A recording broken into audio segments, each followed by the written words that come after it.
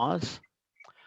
All right, we are recording. This is week 7 of our Apologetics series for the Worcester Church. And this is going to be a very different class. Today, we're going to talk about the problem of evil and suffering. And this is actually the hardest class for me to teach. And it's not because it's an emotional subject for me. It's actually because it's not. For many people, the problem of evil and suffering is the biggest stumbling block they have to faith.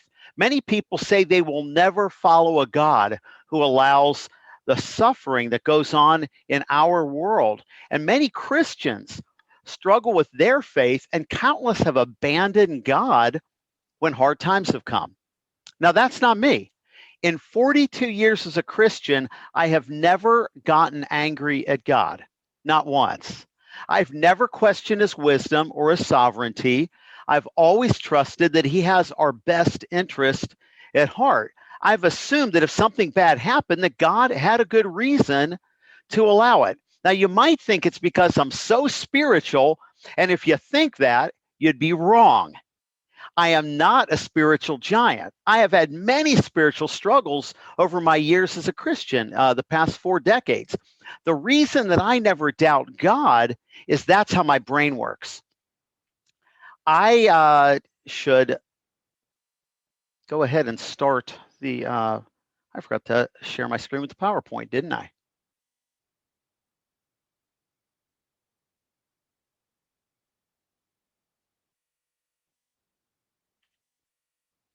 There we go.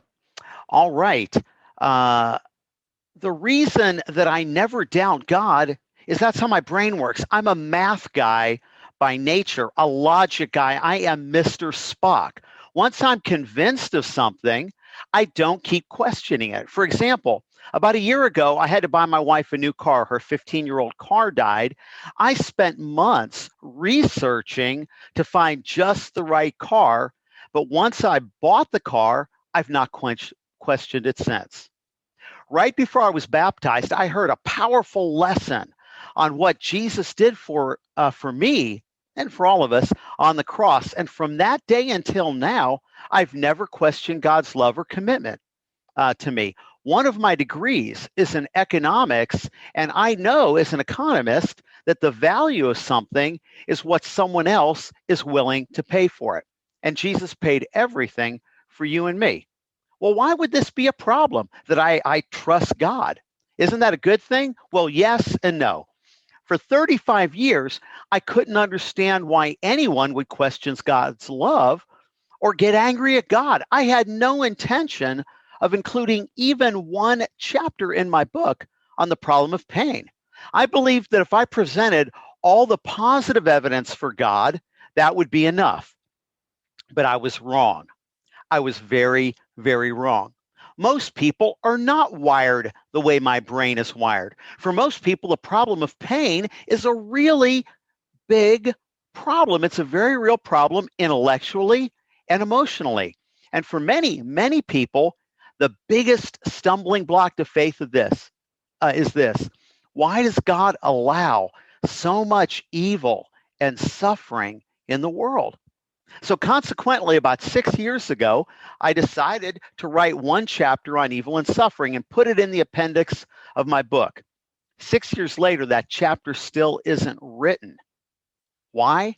Because I have way too much material. Now I think I'm probably going to have to write an entire book just on the subject of evil and suffering. And tonight I have less than an hour to teach on it, and I just spent 5 of my minutes explaining to you why it's hard for me. So what we're going to do today is what we do with a lot of subjects, and that's scratch the surface. We're going to hit the major points, but you're going to have to study this out on your own for many years, and you're going to have to struggle with it and wrestle with it. But if we're going to win the world for Christ, we have to know how to deal with the problem of evil and suffering. And while there are lots of good answers, there's no easy answers. Sorry. Well, what's the classic argument? The classic argument is if God is all-powerful, he should have the ability to stop all evil, pain, and suffering.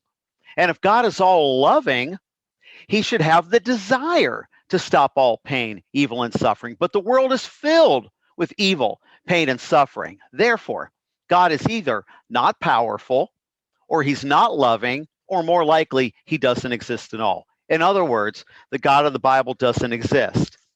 Philosophers call this the classic argument from evil. And this is not a new question. It goes back at least 2,300 years. The following quote, almost exactly what I just said, is attributed to Epicurus, who lived around 300 BC. And I'm not going to read that for you. You can see it. But is this a fair question to ask? I've heard some Christians say, we have no right to ever question God. We need to humbly accept what he hands us and shut up about it. He's God and we're not.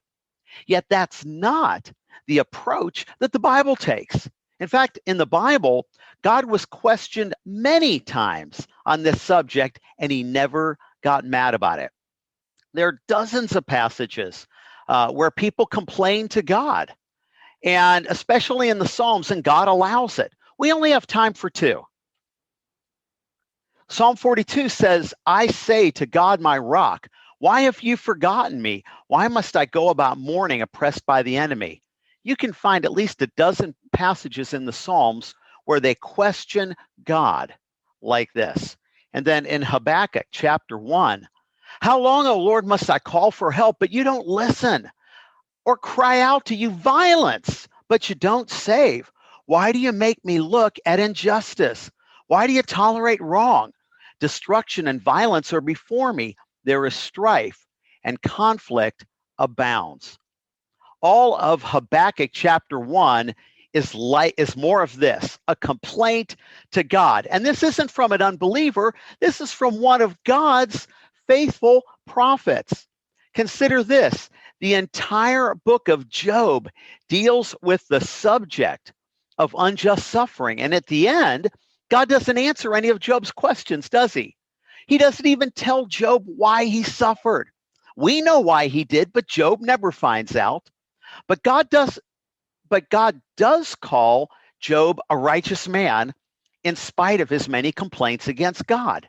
Job was not chastised for asking the questions, but what he was told, in effect, was, Job, you wouldn't even begin to understand if I tried to explain it to you. Yahweh, our Father in heaven, seems to encourage our questions about evil and suffering. He's not threatened by him, and he shouldn't be. He doesn't owe us an explanation for his actions, but he allows us to ask the questions. Sometimes he gives us answers, sometimes he doesn't.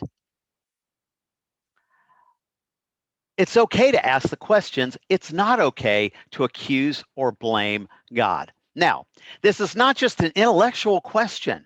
To many people, it's very, very real. And in spite of all the evidence that God exists, that Jesus rose from the dead, many people still won't believe. I've heard people say, I don't care if God does exist. I could never worship a being that allows a world like this. Here are just a couple of the questions I've heard.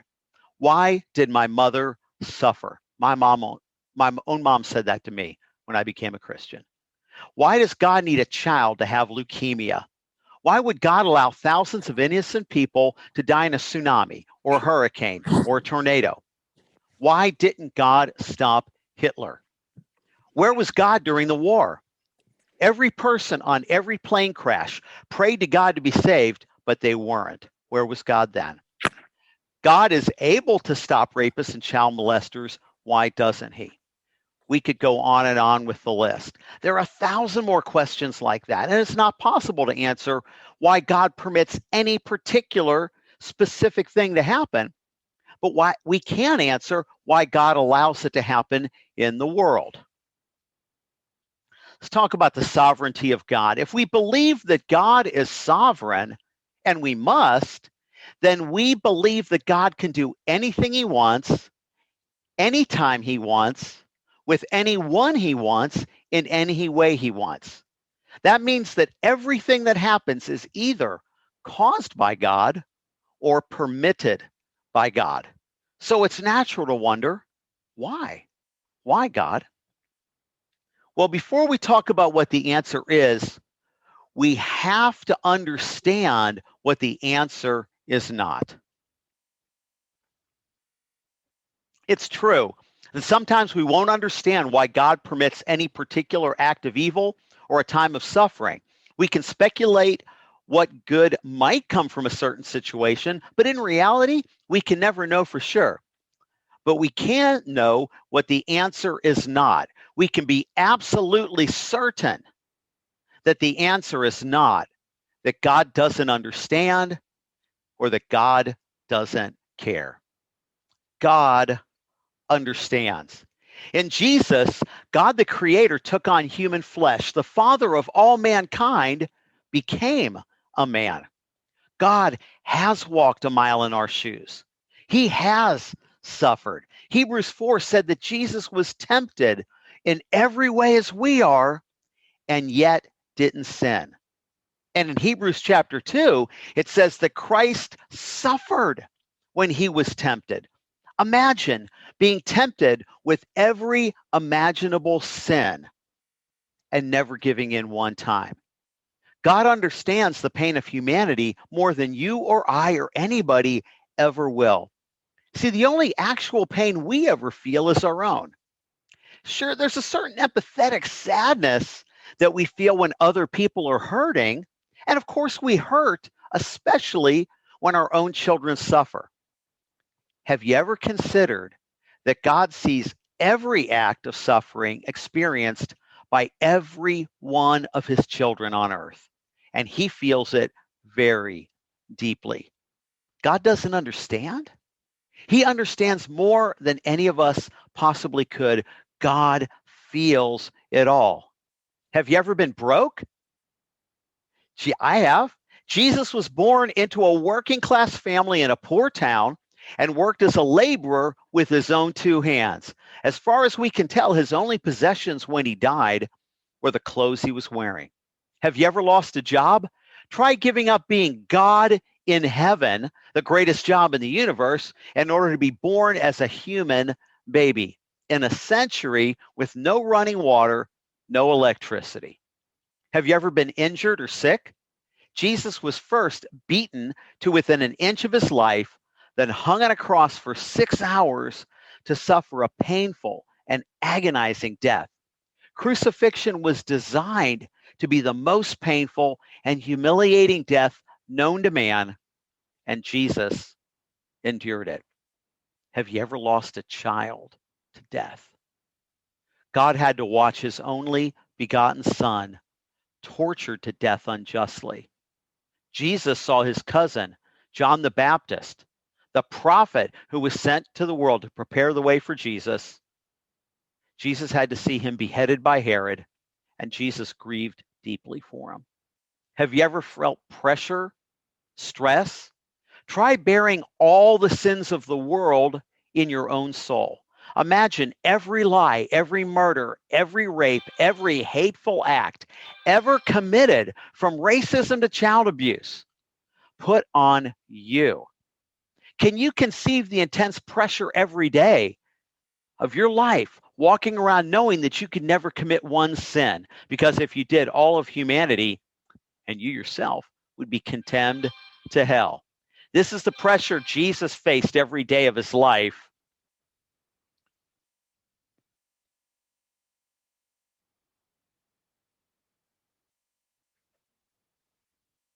Sorry, I had to power that off. Have you ever felt lonely, abandoned?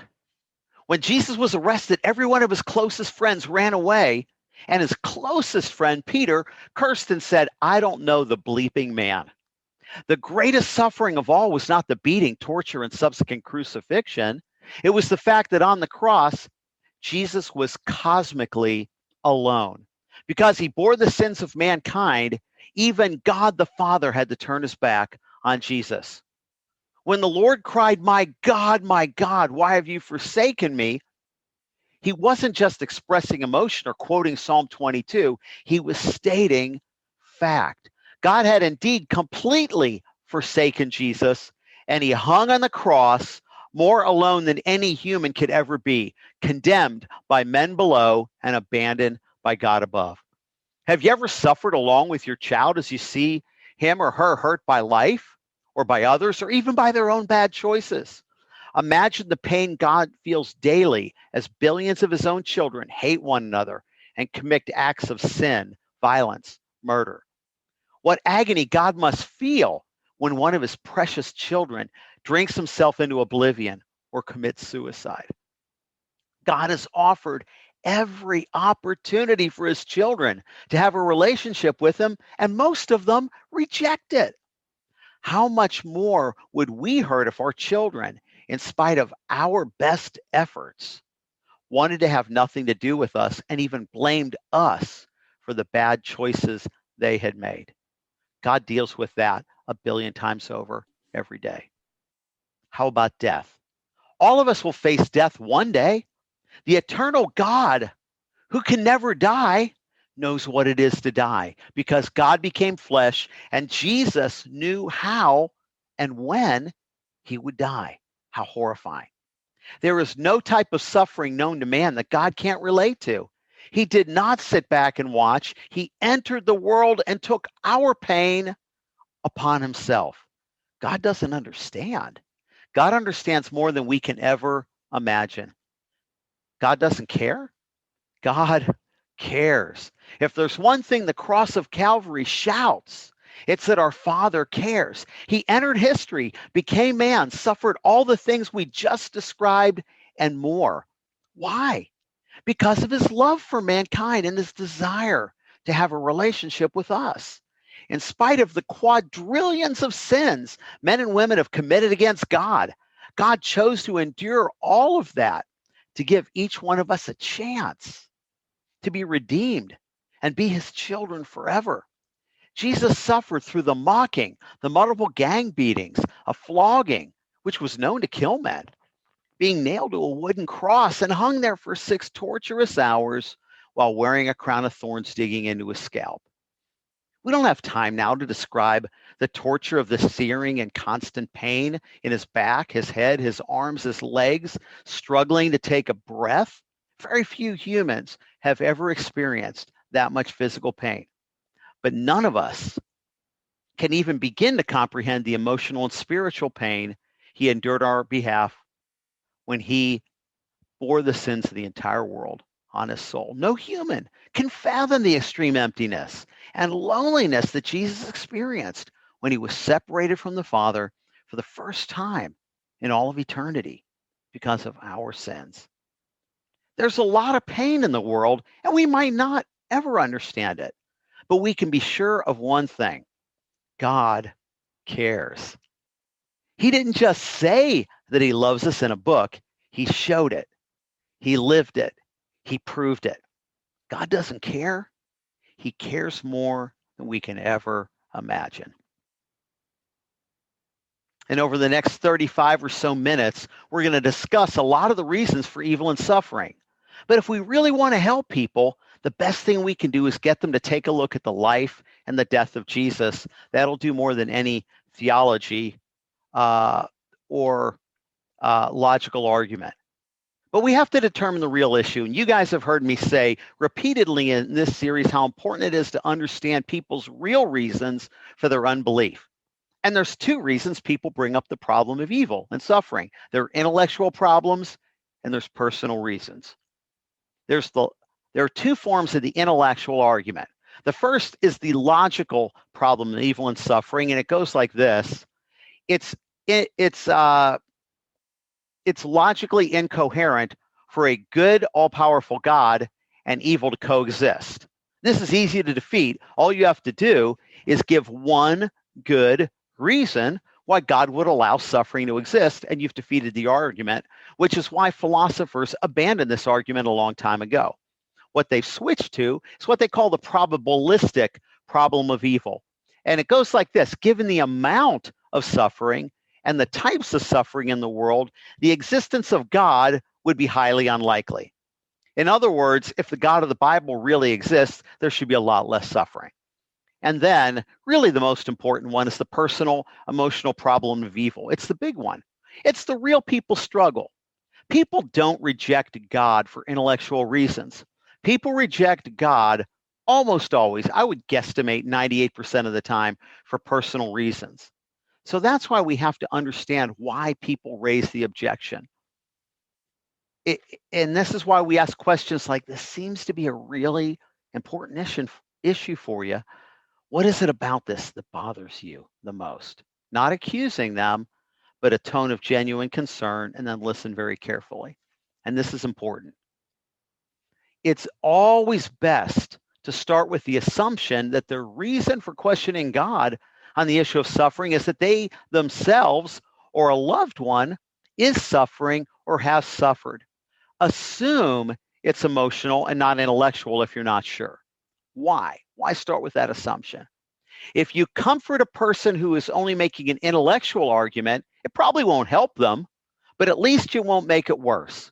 But if you give a logical, theological reason to someone who's suffering and hurting, you'll only make things worse. Telling someone that God has a good reason for allowing their child to die could be devastating.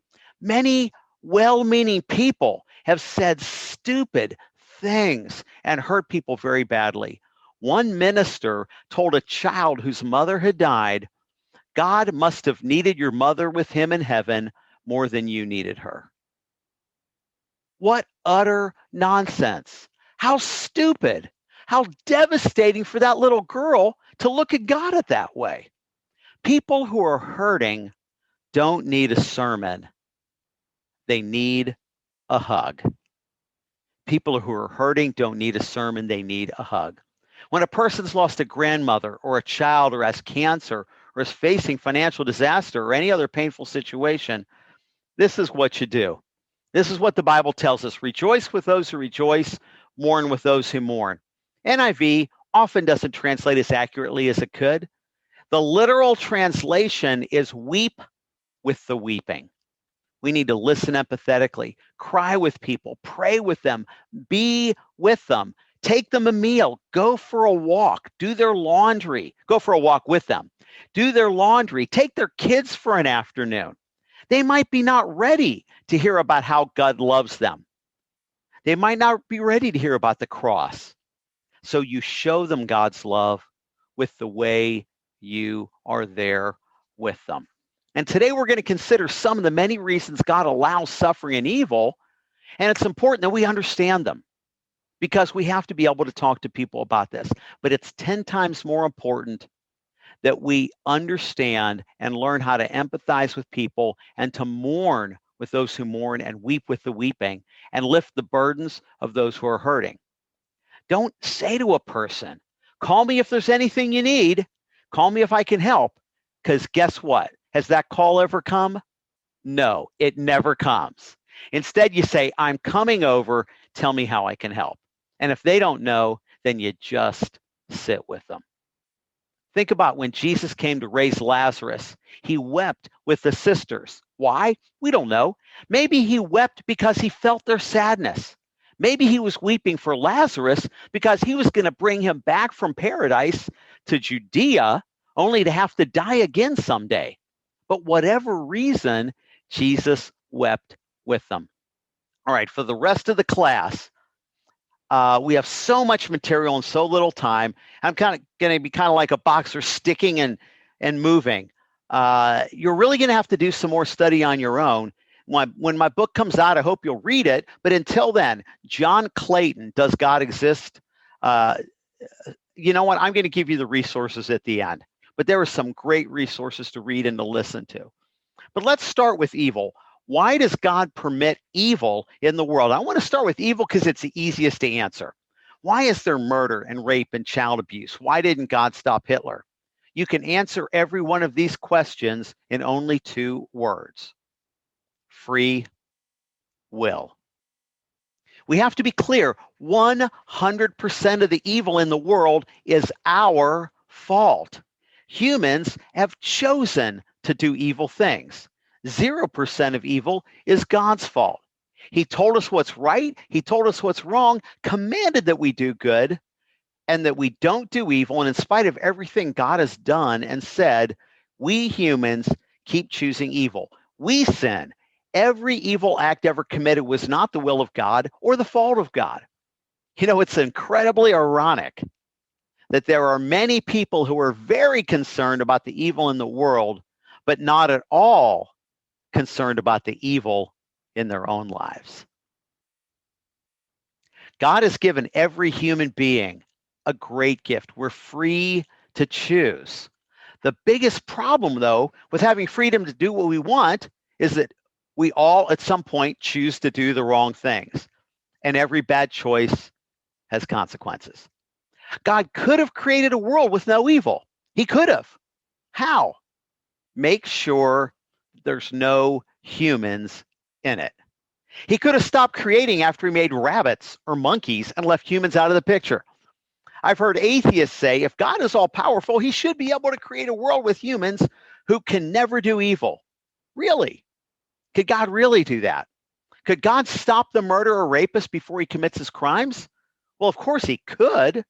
How? God could make you and me into robots, Stepford wives, creatures who always do God's will and never obey and never disobey. The problem with that world without evil is it would also be a world without humanity. This is a classic case of be careful what you wish for. In a world where no one could ever choose to do evil, it's true. There would be no rape, no murder, no child abuse, no war, no stealing. In this world, no one would ever be able to sin. Each one of us would be a machine programmed to do only what the Creator wanted, never doing anything except serving God, never having a selfish moment, never having to think. There would be no evil, no jails, but there would also be no love, no compassion, in fact, no feeling whatsoever. Life would be pointless. In fact, it wouldn't be life at all. Look, my cell phone obeys me. Well, apparently it doesn't because it was ringing during the class. But it does what I want it to do, at least what it's programmed to do, but my cell phone doesn't love me, and I can't love it. We can't have a relationship. It's not a person, it's a thing. Human-like creatures who have no choices would be things, not people. They'd be objects no different than a cell phone or a remote-controlled car. But the skeptic could say, hold on, God doesn't have to take away all free choice. He just needs to stop the bad people. Really? How will that work? Every person does evil. Every person is a bad person. Have you ever done something wrong? I do every single day of my life. I think you do too. And remember, it's God, not us, that gets to define what is evil. Would anybody consider this a better world if we had no choice? And here's the main problem with the argument. We want God to take away other people's freedom to choose, but we want to retain our own. Make those bad people not able to do it, but let me do whatever I want. And it doesn't work that way. The skeptic can then reply, well, can't God create people with free will who will always freely choose to do the right thing? No, that's a contradiction in terms. Free people who aren't really free to choose, it's like saying, why can't God make a square circle or a married bachelor? We either have the freedom to choose or we don't. If God removes other people's freedom to choose, guess what? We're part of other people. Yours and mine would be gone too. Now, when the atheist blames God for evil, it's actually illogical. It's like blaming lawmakers and police and automakers for drunk drivers. The automaker builds the car, the legislators create laws to make drunk driving illegal, and police officers enforce the law, but people still go out and drive drunk and crash their cars. What more can they do? Is it General Motors' fault if someone drives his car into a tree? They made a perfectly good car and the drunk driver misused it. Similarly, God created a perfectly good world and we have abused it. God told us what's right. God told us what's wrong, and he punishes sin even with the ultimate punishment, eternal banishment. What more could he do except remove our ability to choose and strip us of our humanity? God is not a celestial rapist who forces us to love him and obey him against our will. He lets us choose. So the skeptic says, well, why doesn't God just stop the most egregious evil? Don't stop the small evil that I do. Stop the big evil like Hitler and child rapists. Again, free will is either free will or it's not. We're free to choose or we're not. And how do we know that God hasn't already prevented 99% of the evil in the world and we only see the 1%? We don't know. For all we know, God has prevented 100 more Hitlers worse than him from being born. Maybe their mothers miscarried, or their parents had a headache when they were supposed to be conceived, or Hitler died of leukemia. Hitler number 2 died of leukemia or in a car crash. We don't know. And by the way, don't ever say to someone who has had a child die saying, well, maybe they were going to be the next Hitler. Don't do that. But no matter how much evil God prevents, whatever evil is left, we would still look at that and wonder why that evil is allowed to happen. If the worst evil that was remaining that God didn't prevent was a dog pooping on your front yard, we could still complain to God, why does he let that happen? See, God can indeed prevent evil, but the only way to do it is get rid of you and me. Freedom to choose, no freedom to choose, there's no third option.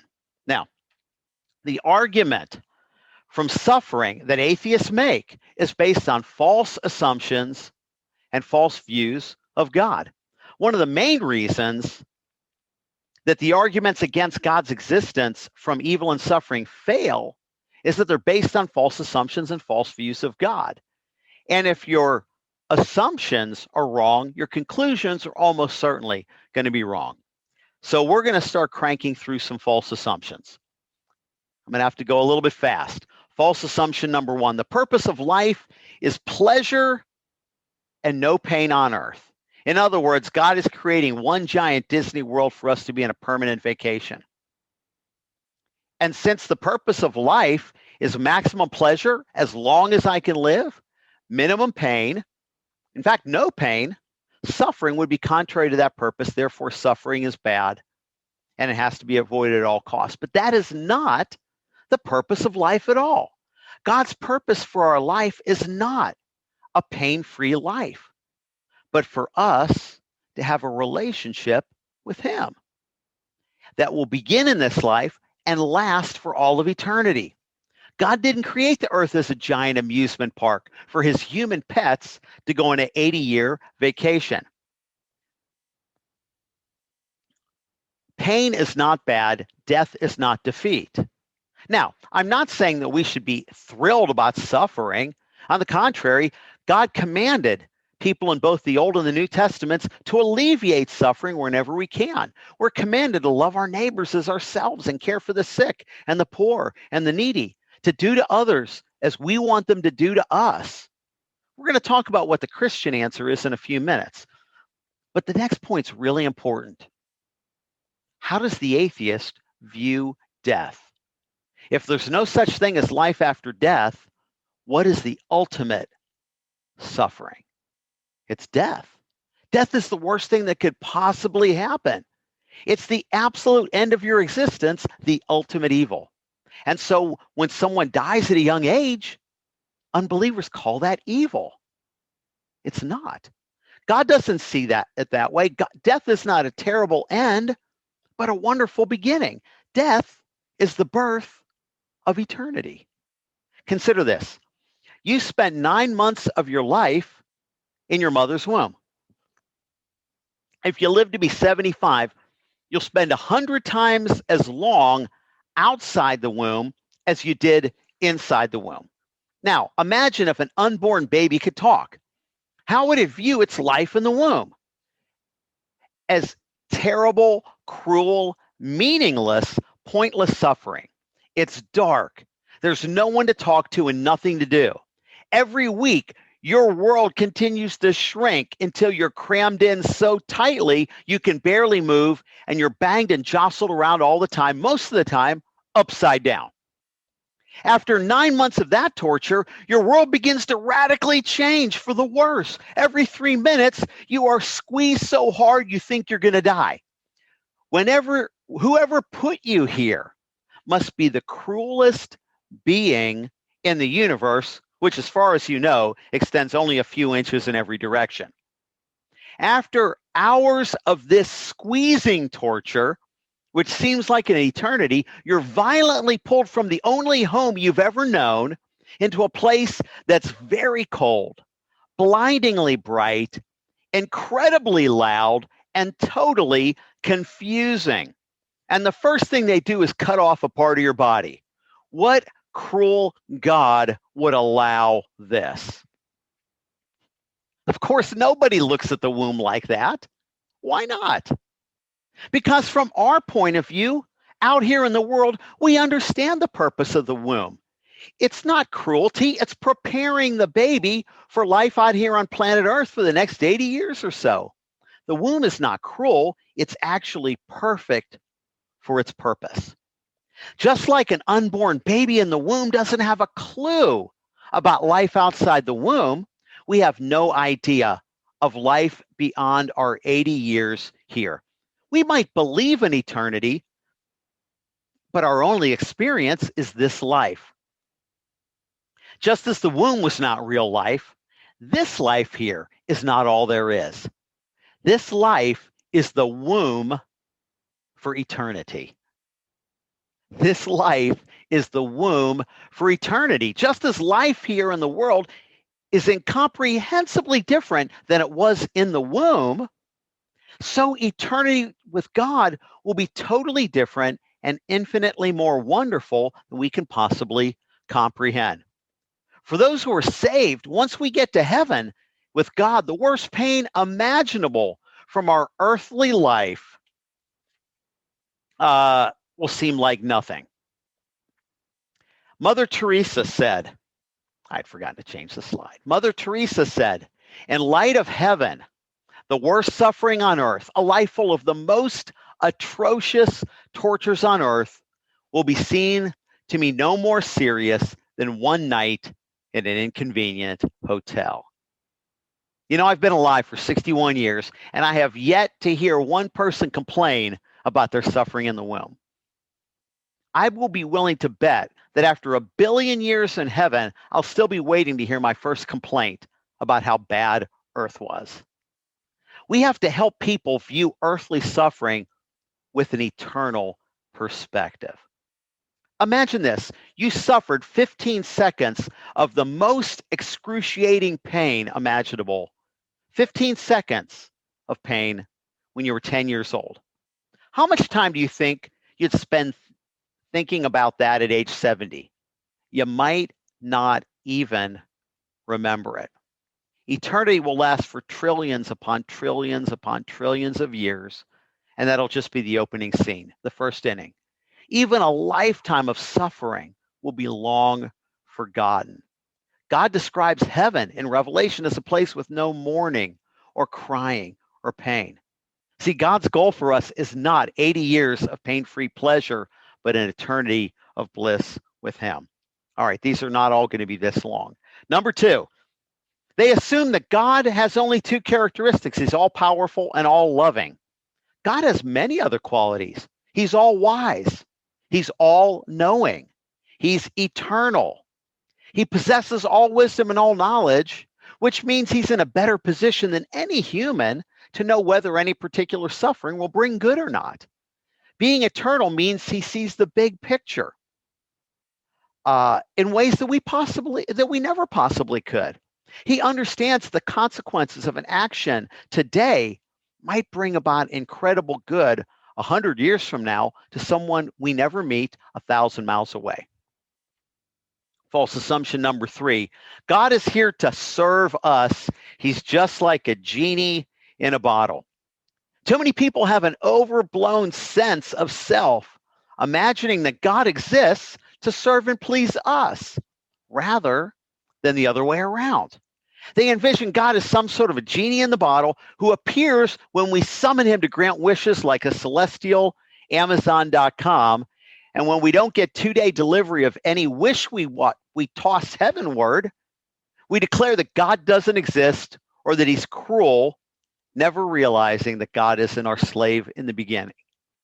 The beauty of a genie is that you can put him back in the bottle until you need him again, and he never asks for anything in return. But God is not a genie. He's not our slave. He's the Almighty.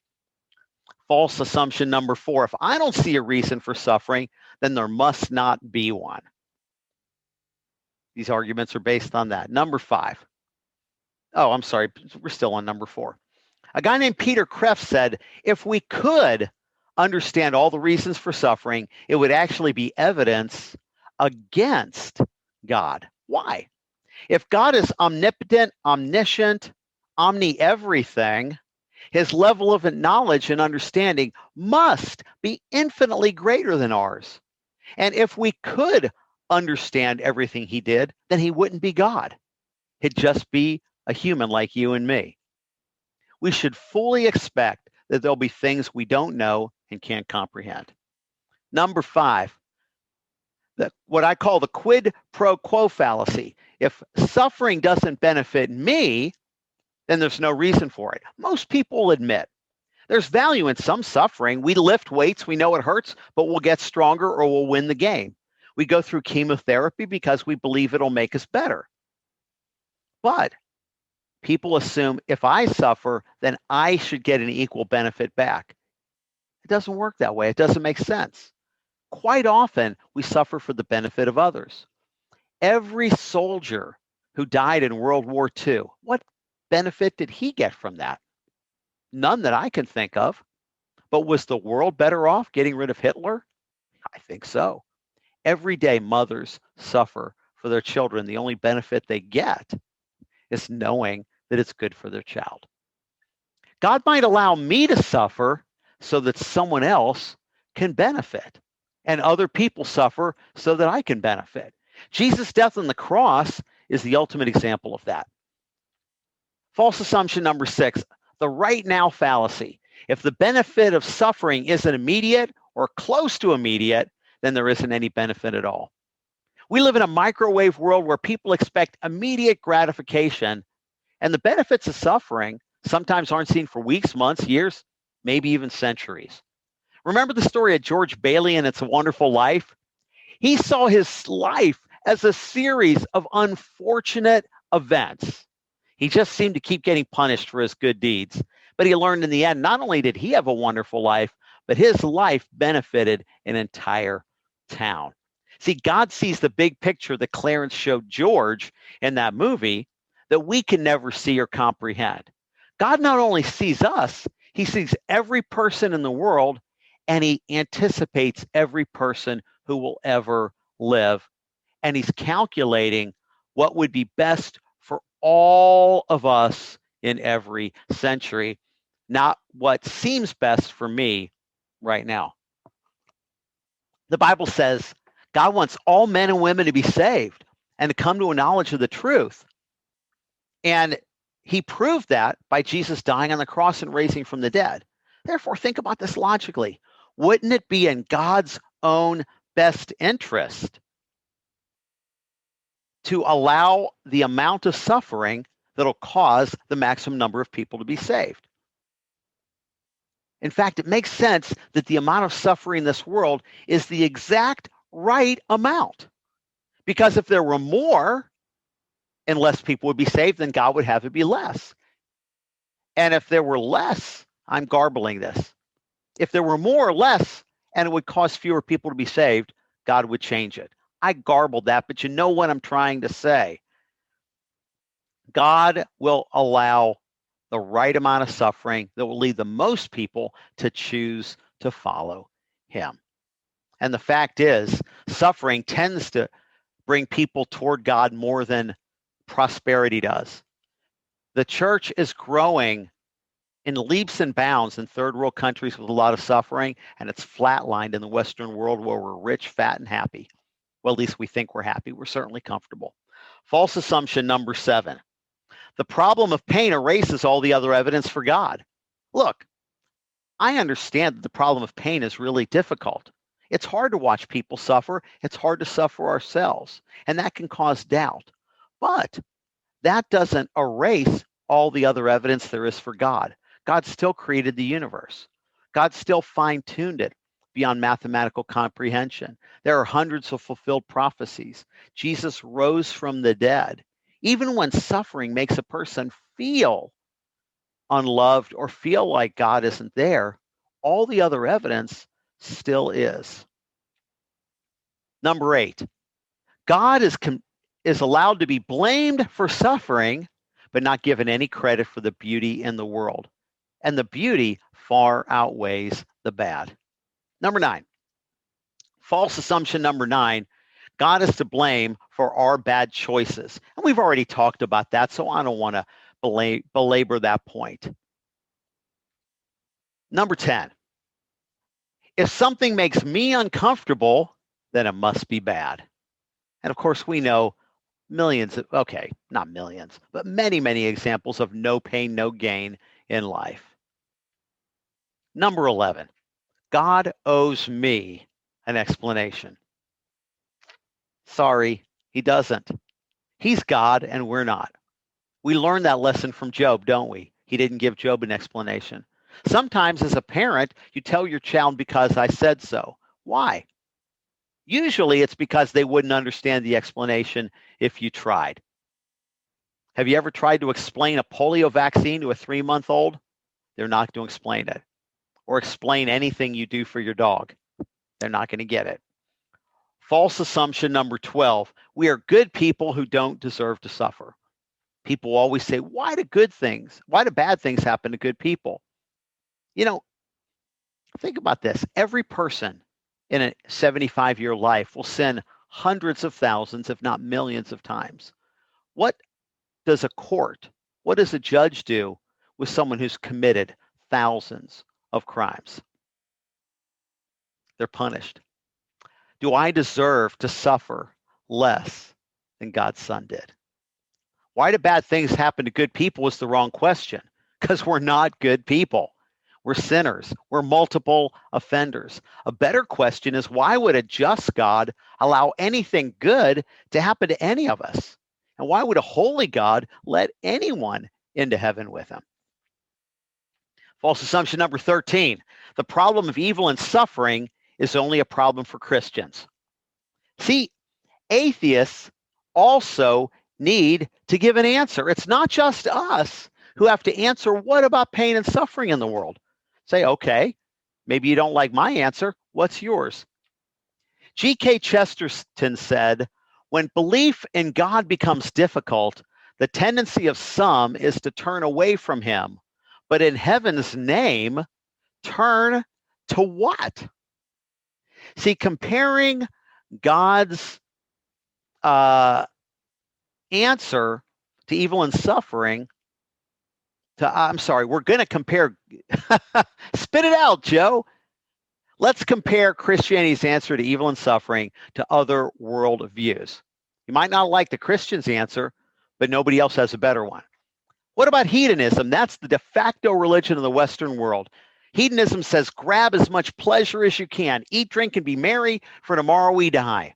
Well, when we look at the lives of the richest, most self-indulgent people in the world who live like this, it's obvious that they're not happy and they're not fulfilled. We see depression, addiction, suicide, multiple divorces, and you end up being Charlie Sheen screaming into a TV camera, I'm filled with tiger's blood. A life of hedonism will eventually destroy a person. And a hedonistic lifestyle doesn't even attempt to give an answer for other people's suffering. It just tries to mask their own with pleasure. Buddhism. 500 million Buddhists in the world, approximately. Their answer? Suffering isn't real. Suffering is just an illusion. If you feel pain or loss, it's because you're too attached to this world. Is that a view that reflects reality? No, suffering is very real. If you don't believe it, hit yourself in the finger with a hammer. Buddhists don't see a need to help people who are suffering because suffering isn't real. There's no afterlife to the Buddhist, nothing after this life to look forward to. Buddhism, not a very good answer. How about Hinduism? There's roughly 1 billion Buddhists in the world. What's their answer for suffering? Karma. Suffering is payback for what you did in your last life. You're getting what you deserve.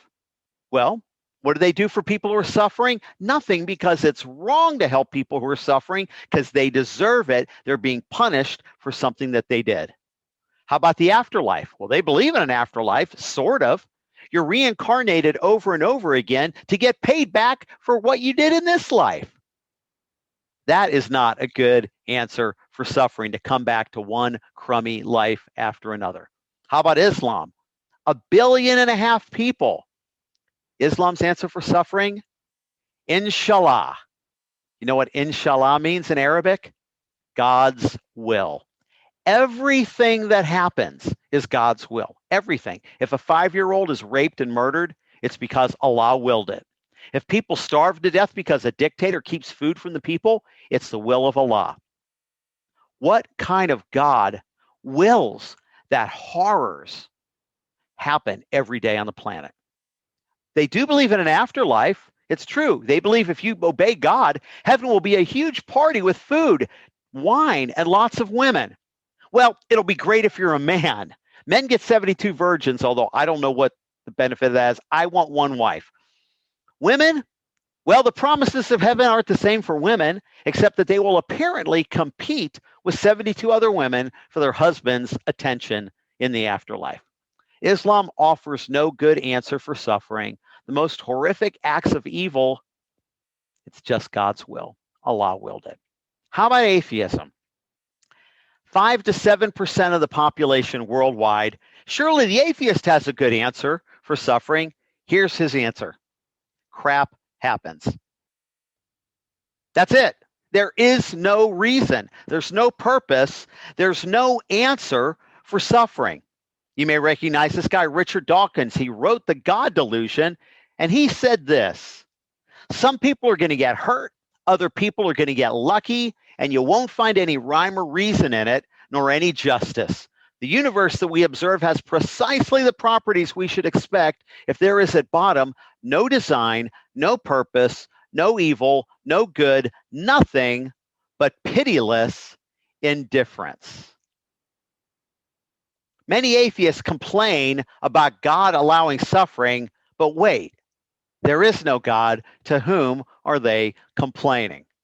When the atheist Christopher Hitchens in a debate complained about the world, his believing opponent described him like this. He said, Christopher, this is you. There is no God, and I hate him. Afterlife? Well, there's no hope for afterlife because death is the end of everything to the atheist. There'll be no justice for Hitler or the rapist or the murderer who never got caught. No reward for the person who does good. The atheist answer for evil and suffering is life sucks and then you die. Atheism has no answer. But what about Christianity? What's Christianity's answer? The answer for evil, God tells us not to do it. He pleads with us not to do it. Christianity's answer for suffering, God entered the world and suffered for us so that we could have a life with meaning and spend eternity in heaven with our Creator. Christianity says this world is not the end. It's only the preseason, the opening act, the training camp for eternity. God wants us to have joy with Him forever. Christianity's answer for suffering is compassion and help. Christians are to be part of the solution to ease pain and suffering for people around them. You know, Christians in the 1st and 2nd century were known among the pagans as rescuing abandoned babies that were left for dead and raising them as their own, and caring for the sick in their neighborhoods when plagues struck. Christians are commanded to do the following: love and help the poor, the widows and orphans, and the needy.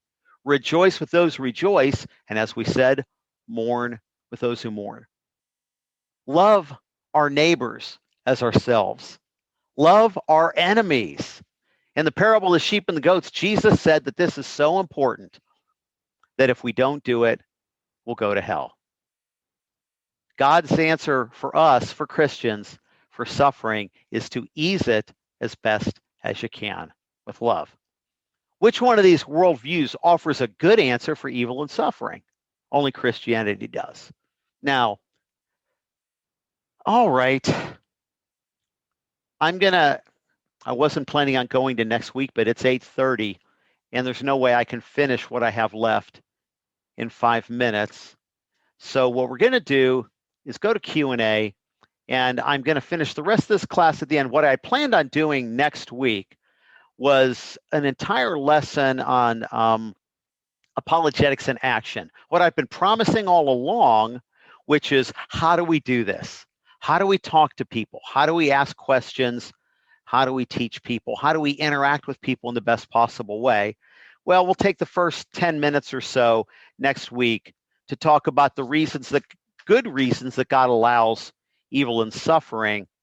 And then I'll go in to our final lesson, which is some fun stuff, some good stuff of apologetics in action.